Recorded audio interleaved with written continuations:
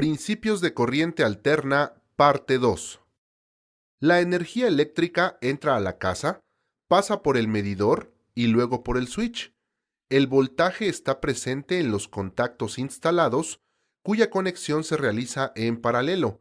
Esto quiere decir que el mismo voltaje de 127 volts más menos 10% está presente en cualquiera de ellos y su punto de conexión es el mismo. Además, la corriente varía de acuerdo a la carga. Al conectar algún aparato eléctrico o electrónico al contacto, los electrones, que son partículas pequeñísimas con carga negativa, se desplazan en los conductores de cobre de los cables y en los dispositivos internos de los aparatos, como el motor que mueve las aspas de la licuadora, el compresor de un refrigerador o el motor de una lavadora. Este flujo de electrones también se da cuando un dispositivo electrónico está funcionando gracias a una fuente de alimentación interna, como una pila. El flujo de electrones viaja en un sentido y luego en el otro, debido a los cambios de voltajes. A este flujo se le conoce con el nombre de corriente eléctrica y su intensidad se mide en amperes. El flujo aumenta o disminuye en función del aparato conectado. Calentar una plancha requiere mayor intensidad de corriente que un foco. Un foco demanda menos de 1 amper de corriente, mientras que una plancha demanda más de 10 amperes.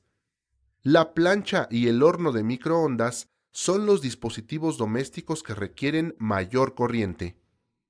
Para comprender mejor los parámetros eléctricos de voltaje y corriente, ejemplificando con una conexión en paralelo, se montan sobre una tabla o acrílico los sockets en paralelo. El cable rojo de fase se conecta al tornillo de la terminal pequeña de la clavija. El apagador debe conectarse en el conductor de fase. El cable blanco a la terminal grande de la clavija. Al conectar la carga de unos focos ahorradores y operar el apagador, en el extremo de la conexión en paralelo se cerrará el circuito. Otro parámetro que es necesario conocer es el de la potencia. Se representa con la letra P y sus unidades son los watts. La potencia se calcula multiplicando el voltaje por la corriente. La mayoría de los aparatos especifican la potencia que requieren, pero ¿qué corriente consumen?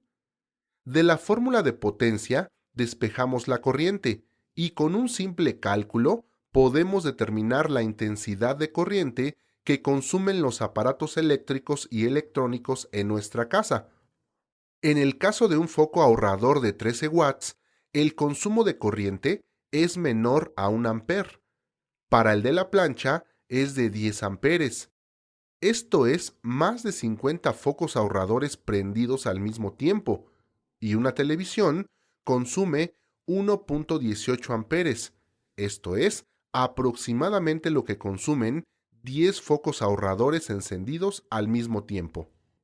Recuerda que la energía utilizada en los equipos de tu casa fue generada a kilómetros de distancia y sus parámetros son voltaje, corriente, potencia y frecuencia.